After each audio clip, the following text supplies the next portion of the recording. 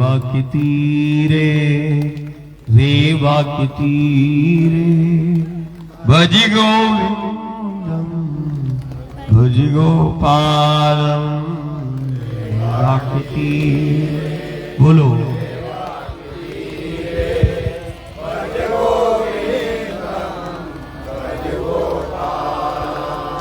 गुरुवर कहते, गुरुवर कहते, शंकर कहते, शंकर कहते,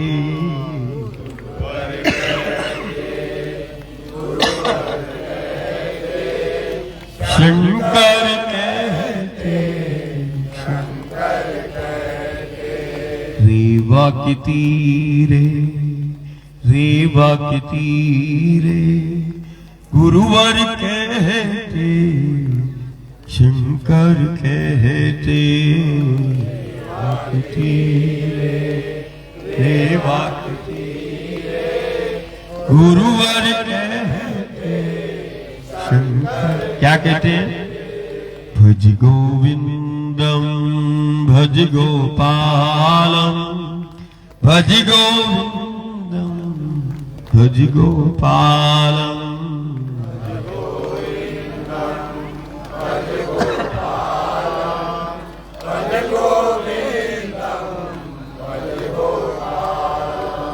देव है मेरे सिद्ध है मेरे, देव है मेरे सिद्ध है मेरे। रेवा के तीरे क्या है? हाँ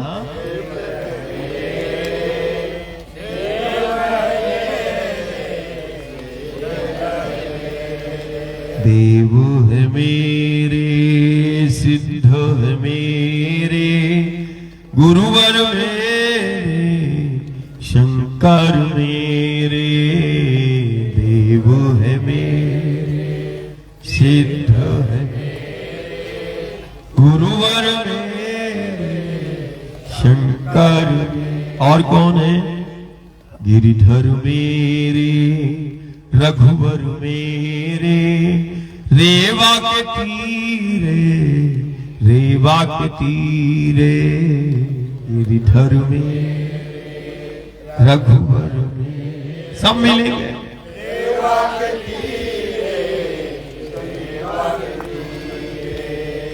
एक ऐसा पथ है मैया का, नर्मदा मैया का पथ है जहाँ चलना साधना कहलाती है, बैठे तो उपासना हो जाती है। इतनी सहज साधना, चले तो साधना है और बैठा तो आराधना है, उपासना है। एक ऐसी साधना जहां चलना साधना कहलाती है। जगत में सिर्फ नर्मदा का पथ है जहां चलना साधना कहलाती है, बैठे तो उपासना हो जाती है।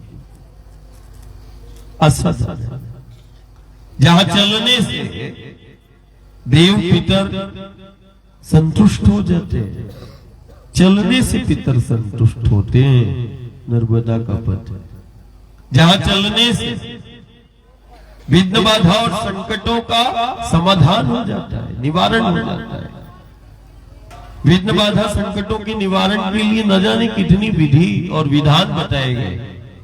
प्रत्यक्ष है, कोई चलकर देखे उस मैया के पथ पर जहां चलने से विघ्न बाधा और संकटों का निवारण हो जाता है, जहां चलने से पितर संतुष्ट हो जाते हैं, जहां चलने से वो परमात्मा और ईश्वर का प्रिय हो जाता है। एक ने बोला कि मुझे परमात्मा का, ईश्वर का साक्षात्कार करा दो। मैंने कहा सबसे सहज है, साक्षात्कार ही नहीं, तुम मिल भी लो। जिसे मिलना है परमात्मा और ईश्वर से, युग साक्षी है, सदी साक्षी है। जिसे देखना है परमात्मा को और परमात्मा और ईश्वर से जिसे मिलना है, चलो नर्मदा के पास। युग साक्षी है, सदी साक्षी है, जीवंत मिलता है, प्रत्यक्ष मिलता है। जहां चलने से परमात्मा और ईश्वर का मिलन हो जाता है। जहां आत्मा और परमात्मा का साक्षात्कार हो जाता है, जहां चलने से आनंद प्रकट हो जाता है, जहां चलने से जो प्रारब्ध होता है, प्रारब्ध मतलब पूर्व का किए गए कर्म का संचित फल, अब पिछले जन्म का हो या इस जन्म का। प्रारब्ध मतलब पूर्व कि किए गए कर्म का जो संचित फल है वो जीव के अंदर रहता है। प्रारब्ध जहां चलने से प्रारब्ध कट जाते हैं और जहां चलने से वो परमार्थ से जुड़ जाता है, और जहां चलने से प्रारब्ध तो कटता ही है, जहां चलने से वो परमार्थ से जुड़ जाता है, वो मैया का पथ है। जहां चलने से जीवन को दिशा मिल जाती है, वही बैठना। जहां चलने से जीवन को दिशा मिल जाती है, और जहां चलने से परमात्मा और ईश्वर का मिलन हो जाता है। दुनिया इसको नदी के रूप में देख रही है। आज भी दुनिया के लिए रहस्य है कि इस भारत के पास कौन सी शक्तियां हैं इस देश में जो कभी विश्व का संचालन करा देती हैं, कभी इस देश को विश्व वंदनीय बना देती हैं। तनिक विचार करना, कौन सी शक्तियां हैं जो भीषण संक्रमण और आपदा काल में, जब दुनिया भीषण संक्रमण और आपदा काल के दौर से गुजरती है, तब ये देश भयमुक्त जीवन जीता है। कौन सी शक्तियां हैं जो हमें भयमुक्त जीवन प्रदान करती है? भीषण संक्रमण और आपदा में भयमुक्त जीवन हमें प्रदान करती है, वो कौन सी शक्तियां हैं? आज भी दुनिया के लिए रहस्य बना हुआ है। कौन सी शक्तियां हैं जो सिर्फ हम जीव और जगत का आधार ही नहीं, हमारे जीवन का आधार ही नहीं, हमारे घर और समाज का ही आधार नहीं, कौन सी शक्तियां हैं जो हमें विश्व वंदनीय बना देती हैं? हमें विश्व वंदनीय बना दिया। घर को तो चलाती है, हमारे हाथों से दुनिया को चला देती है, विश्व का संचालन हमारे हाथों से करा देती है। आखिर में इस देश के पास कौन सी शक्तियां हैं जो हाथों से विश्व का संचालन करा देती है? कौन सी शक्तियां हैं जो विश्व वंदनीय बना देती है? वो कौन सी शक्तियां हैं जो जगत को भी चला देती है और इस देश को जगत गुरु भी बना देती है, विश्व गुरु बना देती है? आज भी रहस्य, दुनिया के लिए रहस्य है और प्रत्यक्ष है शक्तियां। देखो गंगा के रूप में, देखो यमुना के रूप में, देखो गोदावरी और कावेरी के रूप में, देखो मां नर्मदा के रूप में। दुनिया के लिए नदियां हैं, हमारे लिए साक्षात शक्तियां हैं जिनसे हम विश्व वंदनीय हो गए, और कभी इन हाथों से, अपने हाथों से विश्व का संचालन करा देती है। गंगा है हमारे पास, नर्मदा है हमारे पास, गोदावरी कावेरी है हमारे पास, यमुना है हमारे पास। दुनिया के लिए नदियां हैं, हमारे लिए प्रत्यक्ष शक्तियां हैं। दुनिया इनको बहता हुआ पानी के रूप में देख रही है, हम तो चलती हुई भवानी के रूप में देख रहे हैं कि हम शक्ति, प्रत्यक्ष शक्तियां, गंगा, नर्मदा, गोदावरी, कावेरी, ये शक्तियां दुनिया के लिए, ये नदियां हैं, हमारे लिए क्या है? शक्ति है। दुनिया इसको, नर्मदा को, गंगा को नदी के रूप में देखती है, हमारे लिए नदी नहीं, हमारे लिए भगवती है, हमारे लिए साक्षात शक्ति है, हमारा अस्तित्व है, और वो अस्तित्व है और वो शक्ति है जिसने हमें जगत गुरु बनाती है, कभी जगत वंदनीय बना देती है। गंगा है, नर्मदा है हमारे पास, हम ही दुनिया में, हम तो धरती को, माटी को भी मां कहते हैं।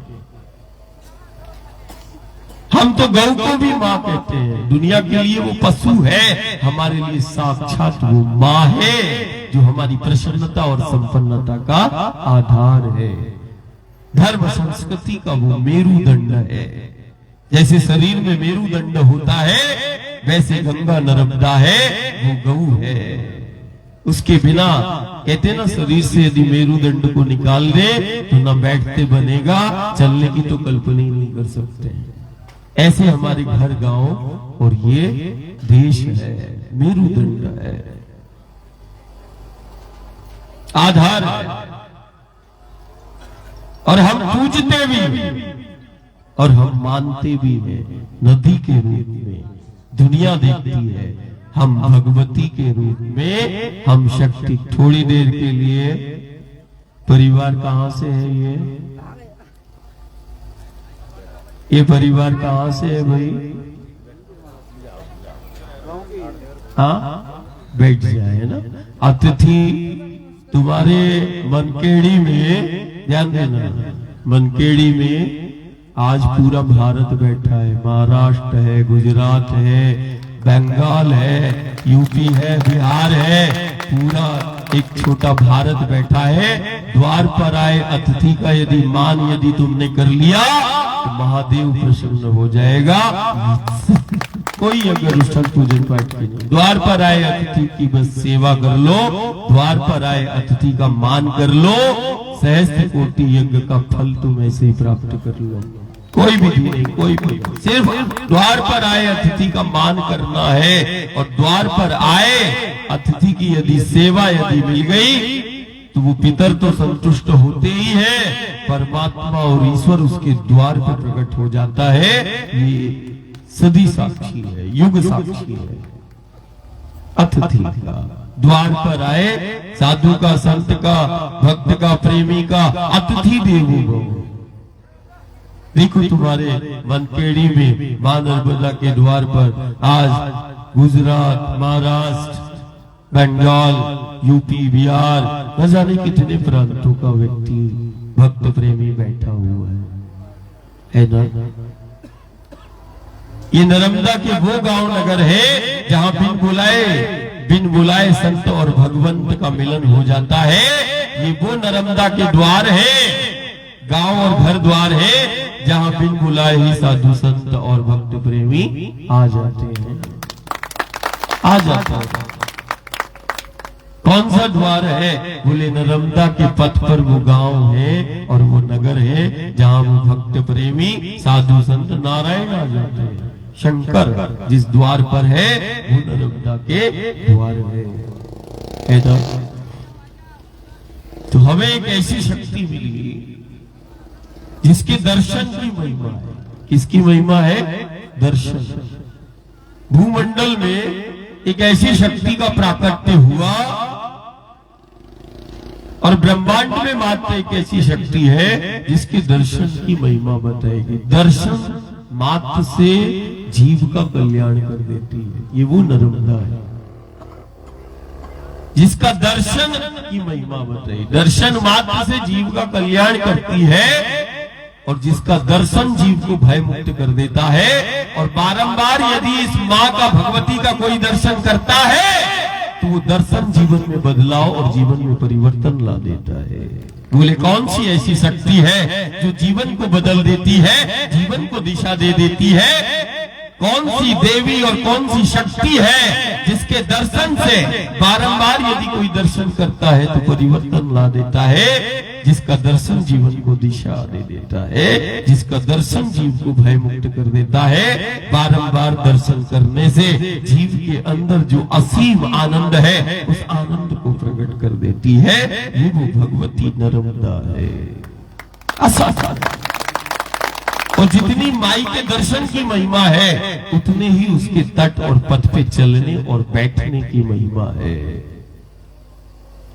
शंकर के मुख से निकलता है, गुरु के मुख से निकलता है, तुदीय पाद पंकजम नमामि देवी, तुदीय पाद पंकजम। ये किसके मुख से निकला? ये गुरु, ये शंकर के मुख से निकला।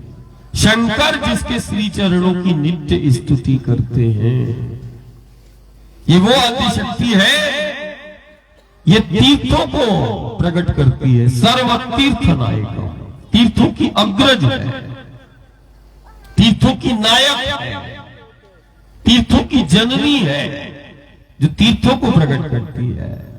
ये वो आदिशक्ति भगवती है जिसके विषय में गांव गांव में बोला जाता है कि प्रलय और महाप्रलय में जिसका अंत नहीं वो मानव बना है, कि जीव जगत ब्रह्मांड सब समाप्त हो जाता है प्रलय महाप्रलय में।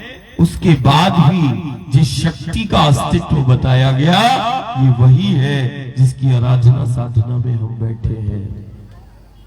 ये वही शक्ति है जो जीव जगत और ब्रह्मांड की उत्पत्ति के उन पहले कणों को प्रकट करती है।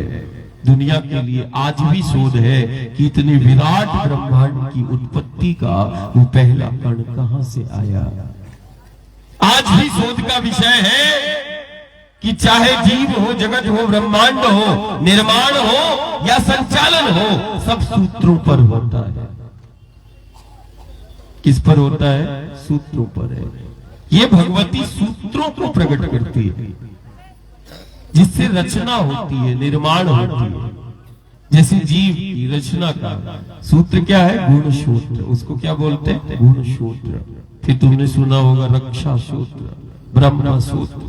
ये सूत्रों की अधिष्ठात्री शक्ति है जो सूत्रों को प्रकट करती है, जिससे कि ये युग निर्माण और युग संचालन होते हैं। ब्रह्मांड का संचालन और ब्रह्मांड के निर्माण, ये जीव जगत ब्रह्मांड के निर्माण और संचालन और नियंत्रण के जो सूत्र है, ये सूत्रों को प्रकट करती है। ये वो आद्य शक्ति भगवती है।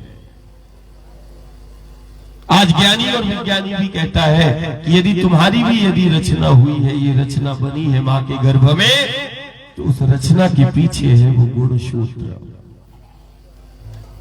गुण सूत्रों से रचना और फिर रक्षा सूत्र जिससे बंधा हुआ है ये जीव जगत ब्रह्मांड, ब्रह्म सूत्र जिससे संचालन होता है। ये सूत्रों की जननी है। ये जीव जगत ब्रह्मांड की उत्पत्ति के इस पहले कण को प्रकट करती है, फिर सूत्रों को प्रकट करती है। फिर इसके बाद देखो ये वही भगवती है। जैसे माता पिता बच्चे को जन्म देता है, जन्म देने के बाद बच्चे को वो छोड़ता नहीं है। माता पिता उसके लिए घर, आवास, सुरक्षा व्यवस्था, पालन पोषण सब व्यवस्था करते हैं। बच्चों के लिए घर भी बनाते हैं, बच्चे को जन्म देके छोड़ते नहीं, सब व्यवस्था करते हैं। ऐसे ही ये भगवती उन जीव जगत ब्रह्मांड की उत्पत्ति के उन कणों को प्रकट करती है, सूत्रों को प्रकट करती है, जिससे ये इतना विराट ब्रह्मांड बनता है। उसके बाद ये वही भगवती है जो चक्रों का निर्माण करती है। ये चक्रों की अधिष्ठात्री शक्ति है। आज भी दुनिया के लिए शोध है और हमारे लिए भी। तुम्हें लग रहा है तुम्हारा जीवन है, नहीं, तुम्हारा जीवन भी चक्रों द्वारा संचालित है, चक्र में स्थित है। इसीलिए तुम बोलते हो जीवन चक्र। क्या बोलते हो? जीवन चक्र, सुरक्षा चक्र, यहां तक कि काल भी चक्र पर केंद्रित है, स्थित है। ये जीव जगत, ये ब्रह्मांड, ये चक्रीय व्यवस्था में है और चक्रों द्वारा संचालित हो रहा है। इसको ऐसे समझ लो, चक्रों द्वारा संचालित हो रहा है और चक्र में ये जीव जगत ब्रह्मांड स्थित है। और जिस आदिशक्ति भगवती की आराधना साधना में हम बैठे हैं और कर रहे हैं, ये चक्रों का निर्माण करती है। ये चक्रों की अधिष्ठात्री शक्ति है जो चक्रों का निर्माण भी करती है और जीव जगत ब्रह्मांड को उसमें स्थित करती है। फिर तीसरा और रहस्यमयी है इस भगवती का कि चलो जैसे तैसे जीव जगत ब्रह्मांड की उत्पत्ति हो गई, कक्ष भी बन गया, चक्र भी निर्माण हो गया, चक्र में जीव स्थित भी हो गया। ये गति कहां से आई? एक अणु परमाणु से लेके ये विराट ब्रह्मांड में आज भी दुनिया शोध करती है कि ब्रह्मांड में पहली गति कहां से आई। जिसकी आराधना साधना में तू बैठा है, ये वही भगवती है जो ब्रह्मांड में पहली गति को प्रकट करती है। ये वही भगवती है जो गति को प्रकट करती है। एक अणु और परमाणु से लेकर ब्रह्मांड में गति का संचार करती है, चक्रों को गति देती है। ये वही भगवती है जो गति को फिर प्रकट करती है। फिर इसके बाद देखो करोड़ों वर्ष हो गए, कभी हमने नहीं सुना कि सूर्य पृथ्वी से टकरा गया हो, मंगल गुरु शनि एक दूसरे से टकरा गए हो।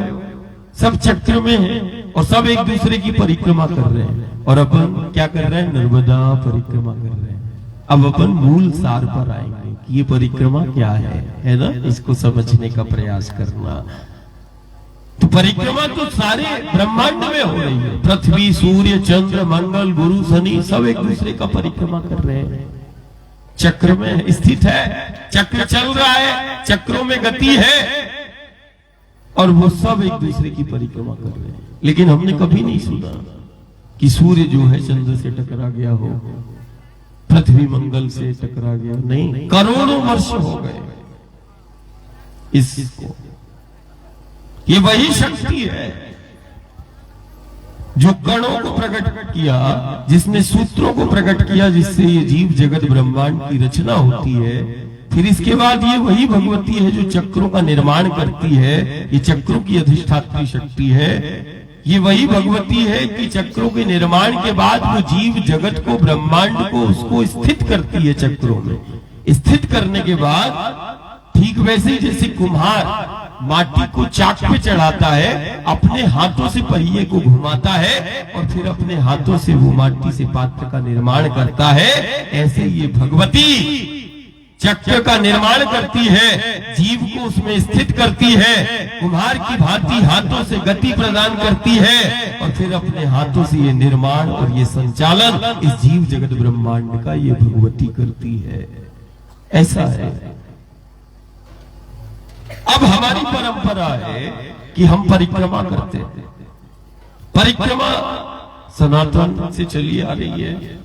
ये परिक्रमा नहीं, एक साधना है, एक आराधना है, एक उपासना है। परिक्रमा एक जागरण है, एक साधना है। परिक्रमा तो हमने मां को भी देखा। परिक्रमा तो हम पेड़ पौधों की भी हम करते हैं, तुलसी से लेके आंवला, बड़, पीपल। हमने माँ को कभी देखा कि वो कभी पीपल का परिक्रमा करती, कभी आंवले की परिक्रमा करती। हमने देखा परिवार को। परिक्रमा तो हम पहाड़ों की भी करते हैं, गोवर्धन की परिक्रमा होती है, कामतगिरी की परिक्रमा होती है। परिक्रमा चली आ गई। और भी हमने सुना माता पिता गुरु की भी परिक्रमा हो जाती है। देखो गौरी नंदन को, श्री गणेश को माता पिता की एक परिक्रमा किया, एक परिक्रमा ने देवताओं में प्रथम पूज्य बना दिया। परिक्रमा देवताओं में प्रथम पूज्य बना दिया, उस माता पिता की परिक्रमा ने देवताओं में प्रथम पूज्य बना दिया, विघ्न हरण करता बना दिया। परिक्रमा, परिक्रमा को साधना जाना, एक ऐसी साधना है जिस पे चलना होता है भक्त का, कि वो चलता है, भ्रमण करता है। जैसे शक्तियां भ्रमण करती है, वैसे वो जीव भ्रमण करता है एक कक्ष में। अब शक्तियां तो हमें गंगा, गोदावरी, यमुना, कावेरी के रूप में भी है। गंगा की भी परिक्रमा हो सकती है।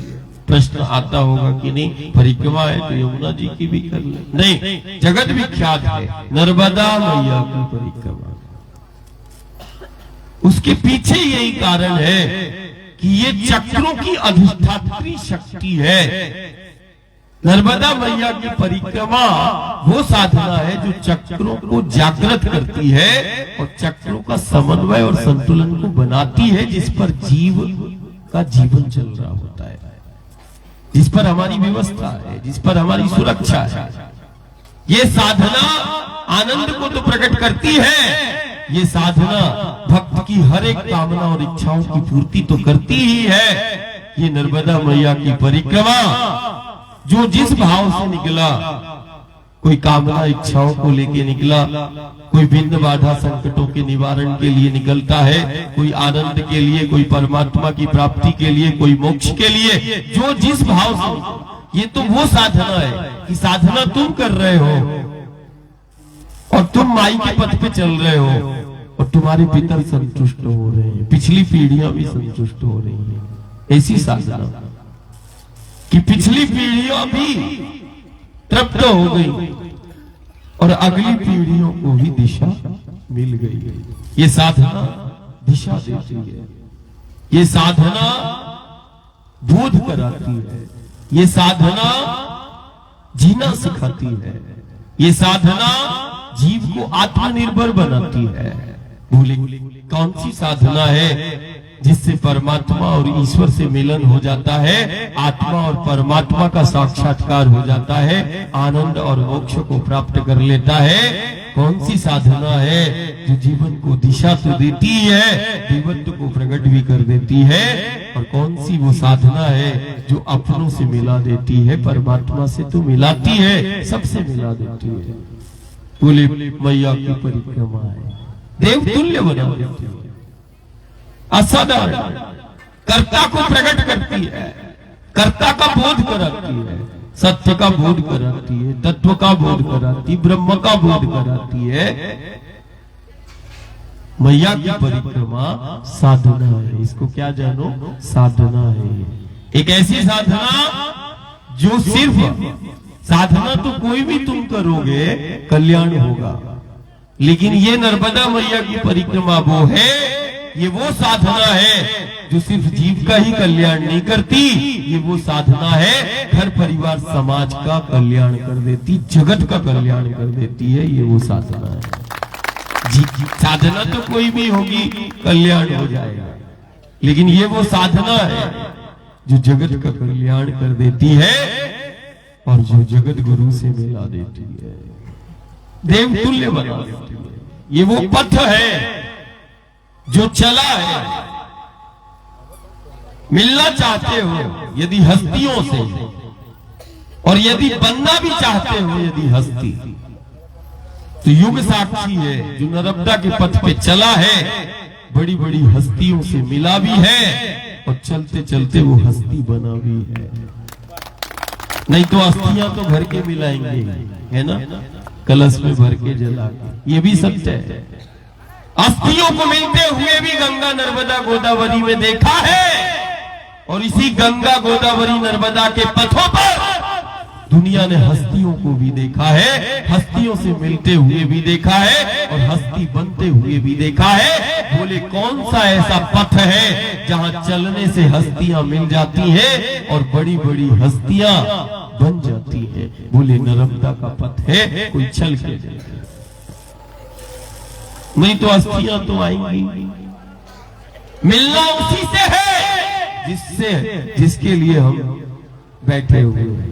अब चाहे अस्थि के रूप में मिलो और चाहे हस्तियों से मिलो और हस्ती बन के माई के पथ पर चले तो हस्तियों से मिलोगे और हस्ती बनोगे,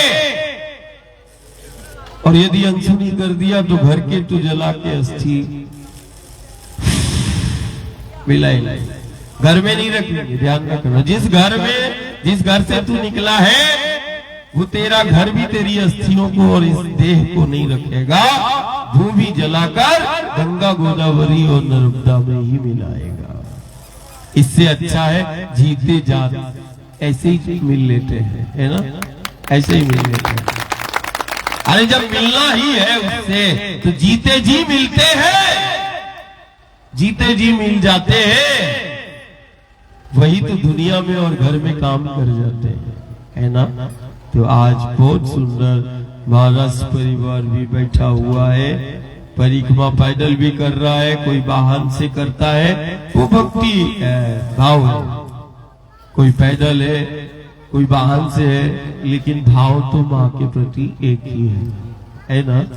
इसीलिए वो परिक्रमा साधना और मैया का पूजन आरती करके सब मिलकर बड़े प्रेम से मैया ने जो भी प्रसादी मैया ही बनाती है, मैया ही खिलाती है, सब निमित्त है। तो मैया ने जो भी आज बनाया होगा बड़े प्रेम भाव से मैया की उस प्रसादी को पाना और जो भी भक्त प्रेमी स्थानीय मनकेड़ी और आसपास के गांव के हैं, वो भी आज मैया की प्रसादी परिक्रमा वासियों के साथ तटवासी भी करेगा, परिक्रमा वासी भी करेगा।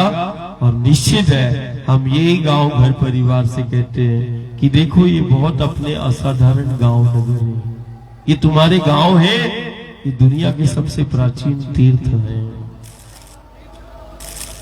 न जाने अपने घर द्वार में किस भेष में कौन आ जाए, हम तो सिर्फ इतना ही बोलते हैं कि द्वार पर आए अतिथि का मान और द्वार पर आए अतिथि की सेवा करना, यदि हमने वो व्रत धारण कर लिया तो हमें और अनुष्ठान करने की जरूरत नहीं पड़ेगी। सिर्फ द्वार पर आए अतिथि का मान और द्वार पर आए अतिथि की सेवा, ये व्रत तुम धारण कर लेना, तुम्हारे अस्तित्व को कोई चुनौती नहीं देगा। दुनिया में तुम्हारी पहचान हो जाएगी, तुम्हारे घर द्वार में भगवान खुद प्रकट हो जाएंगे और आ जाएंगे।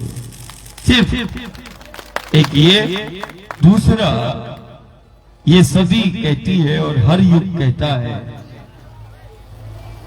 कि माँ के संग जो रहा है, माँ के संग जो चला है, सबसे बेहतर जीवन उसी ने जिया है। और रामकृष्ण का भी अवतार हुआ तो उसने भी माँ की महिमा और माँ के महत्व को बताया है। निश्चित है कि हम माँ की सेवा और माँ के संग रहकर ही हम कुछ पा सकते हैं और हम कुछ बन सकते हैं, और हम जो चाहते हैं घर के लिए, जीवन के लिए, वो सब प्राप्त माँ के सानिध्य में ही हो सकता है। इसीलिए माँ के संग हमेशा रहना है, और माँ के साथ में जो बच्चा रहता है उसको किसी भी प्रकार की ना कोई पीड़ा होती है और ना ही कोई कमी होती है। ये अकाट्य सत्य है। देखो हम यदि गांव घर से कुछ नहीं भी लेते हैं, कारण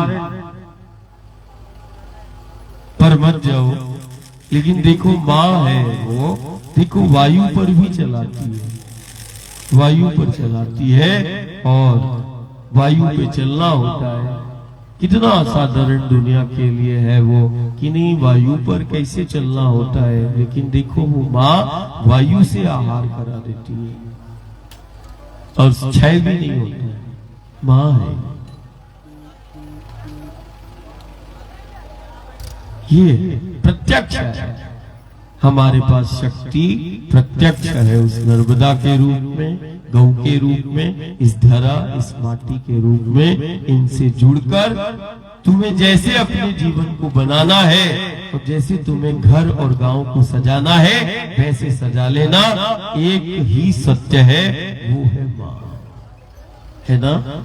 राम भी चले, कृष्ण भी चले, गुरु गोविंद भी चले, शंकर भी चले, बिना आई बिना माई के अपन नहीं चले, हर युग में चले। कभी कभी ताई भी मिल जाती है ना।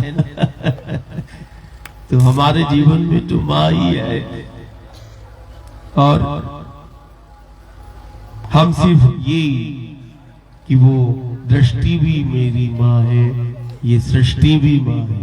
मेरी दृष्टि है माँ, मेरी सृष्टि है माँ, मेरी भक्ति है माँ, मेरी शक्ति है माँ, मेरा अस्तित्व है माँ, मेरी पहचान है माँ। इस जीव जगत ब्रह्मांड में सर्वत्र है माँ है।